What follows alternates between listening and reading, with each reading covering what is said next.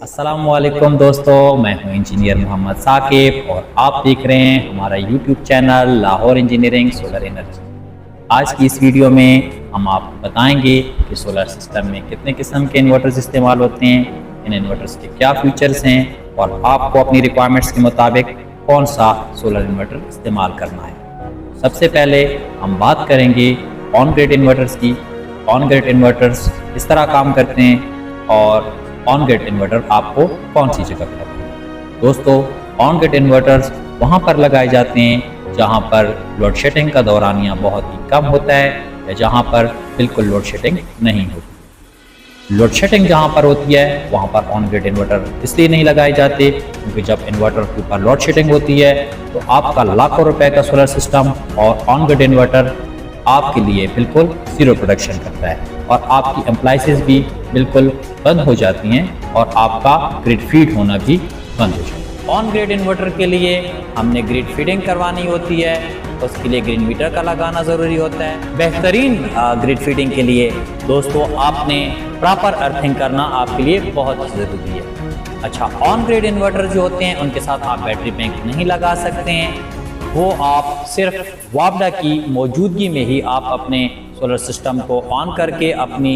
एम्प्लाइसेस भी चला सकते हैं और ग्रिड फीड भी करवा सकते हैं। तो दोस्तों, अगर इसके डिसएडवांटेज की बात की जाए तो इसमें डिसएडवांटेज ये है कि ये ग्रिड की मौजूदगी में आपको वो काम करके देता है। अगर ग्रिड अवेलेबल नहीं होगा तो आपका लाखों रुपए का सोलर सिस्टम और इन्वर्टर ये आपको बिल्कुल ही जीरो प्रोडक्शन देंगे। जिन दोस्तों ने ग्रीन मीटर लगाए हुए हैं वो लोग ग्रिड फीडिंग करवाते हैं तो उनको चाहिए कि पीक टाइम में अपने लोड को बिल्कुल ही कम रखें, क्योंकि पीक टाइम में आपका जो यूनिट्स का रेट है वो काफ़ी ज़्यादा हो जाता है। तो पीक टाइम की बात की जाए तो सालाना औसत निकाली जाए पीक टाइम की तो शाम 5 बजे से लेके रात 11 बजे तक का जो टाइम है इसमें आप लोगों ने अपने लोड को बहुत ही कम रखना है।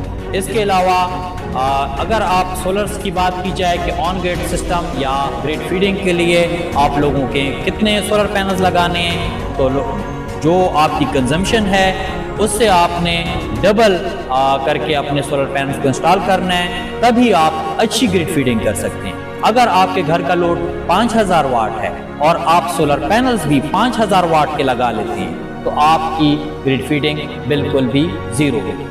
अगर आपके रात के जो यूनिट्स हैं क्योंकि रात के टाइम आपके घर का लोड काफ़ी ज़्यादा हो जाता है, दिन में आप लोग अपने काम के लिए जाते हैं तो घर की कंजम्पशन कम होती है, रात में सभी लोगों की कंजम्पशन काफ़ी ज़्यादा बढ़ जाती है, एयर कंडीशंस वगैरह ऑन हो जाते हैं। तो इस सूरत में आपने रात की कंजम्पशन को नोट करना है। अगर आपकी रात की कंजम्पशन 5000 वाट है तो आपने कम से कम 10,000 वाट तक के सोलर पैनल्स इंस्टॉल करने हैं, जिससे आपकी दिन के टाइम आपकी जो अपनी एम्प्लाइसेस की जो कंजम्पशन है वो भी फ्री होगी और आपकी जो रात के टाइम जो आप कंजम्पशन करते हैं वो भी आपकी जो ग्रिड फीडिंग होगी तो उसमें जो आप अपने यूनिट्स को आप एक्सपोर्ट करेंगे तो रात के टाइम जो आपकी इंपोर्ट होगी यूनिट्स की तो वो आपके ज़ीरो हो जाएंगे। तो दोस्तों, आप लोगों को समझ आ गई होगी कि ऑन ग्रिड इन्वर्टर्स किस जगह पर इंस्टॉल करने और इसके क्या फीचर्स हैं और इसको आपने कौन सी जगह पे इंस्टॉल करना है और आपने पैनल्स के आपने किस तरह एस्टिमेट करना है कि अपने घर की कंजम्पशन से आपने डबल करके सोलर पैनल्स लगाने हैं, तभी आप अच्छी ग्रिड फीड कर सकते हैं। दूसरे नंबर पे बात की जाए तो ऑफ ग्रिड इन्वर्टर होते हैं। ऑफ ग्रिड इन्वर्टर्स में ये होता है कि उसके साथ आपने बैटरी बैंक लगाना आपके लिए बहुत ज़रूरी होता है, वो बगैर बैटरी के काम नहीं करते हैं और उसके लिए ग्रिड का होना या ना होना ये ज़रूरी नहीं होता है। तो इसके बाद अगर हम बात करें तो तीसरे नंबर पर हमारे डे टाइम इन्वर्टर होते हैं। डे टाइम इन्वर्टर जो हमारे होते हैं वो हम उस जगह पर लगाते हैं जहाँ पर लोड शेडिंग का दौरानिया बहुत ही ज़्यादा होता है या फिर वहाँ पर लोड शेडिंग वहाँ पर लाइट होती ही नहीं है, या फिर आप उस जगह पर लगाएं जहाँ पर आप लोगों का सिर्फ दिन के टाइम अपनी अप्लाइंसेस को चलाना होता है। उस जगह पर आप डे टाइम के इन्वर्टर को लगा सकते हैं। डे टाइम के जो इन्वर्टर्स होते हैं इसके साथ बैटरी बैंक आप नहीं लगा सकते हैं, ये सिर्फ इन्वर्टर और पैनल्स को इंस्टॉल करके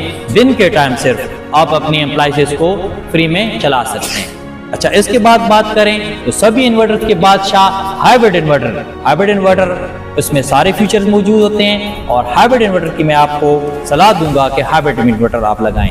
हाइब्रिड इन्वर्टर में बैटरी बैंक का होना जरूरी नहीं है, वो आप विद बैटरी भी लगा सकते हैं, विदाउट बैटरी भी आप उसका इस्तेमाल कर सकते हैं। इसके अलावा ग्रेड का होना उसके लिए जरूरी ये नहीं है, वो विद ग्रेड विदाउट ग्रेड दोनों सूरतों में आपके साथ आपके लिए काम कर सकता है। इसके अलावा उसमें आप ग्रीन मीटर भी लगा सकते हैं और ग्रीन मीटर लगा के आप ग्रिड फीड करवा सकते हैं। तो इसलिए इसको सभी इन्वर्टर्स का बादशाह कहते हैं और मैं आपको हाइब्रिड इन्वर्टर का इसीलिए मशवरा दे रहा हूँ। अच्छा, हाइब्रिड इन्वर्टर्स में अक्सर लोग विदाउट बैटरी उसको इस्तेमाल कर रहे होते हैं, जिसमें अक्सर औकात आपका जो लोड है वो आपके सोलर पैनल से ज़्यादा हो जाता है, या अक्सर औकात मौसम के ख़राब होने की वजह से आपकी सोलर की प्रोडक्शन कम हो जाती है। तो दोनों सूरतों में आपका हाइब्रिड इन्वर्टर बार बार ट्रिप होता रहता है। तो इस सूरत में आपका कीमती इन्वर्टर खराब भी हो सकता है। अगर बैटरी बैंक की बात की जाए तो बैटरी बैंक इस वक्त लिथियम आयन की बैटरी सबसे बेहतरीन चल रही है, जिसका लाइफ साइकिल कम से कम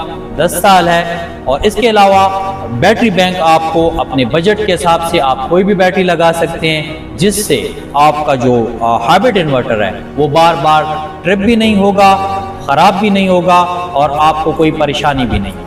तो दोस्तों, आज की वीडियो में हमने आपको चारों इन्वर्टर्स के बारे में अपडेट किया है और इसके अलावा आपको समझ आ गई होगी कि आप अपनी रिक्वायरमेंट्स के मुताबिक आपको कौन सा इन्वर्टर लगाना चाहिए और कौन सा सोलर सिस्टम आपके लिए मुफीद है। तो इसी तरह की मालूमाती वीडियोस के लिए हमारे चैनल को सब्सक्राइब करें, लाइक करें और शेयर करें। अल्लाह हाफ़िज़।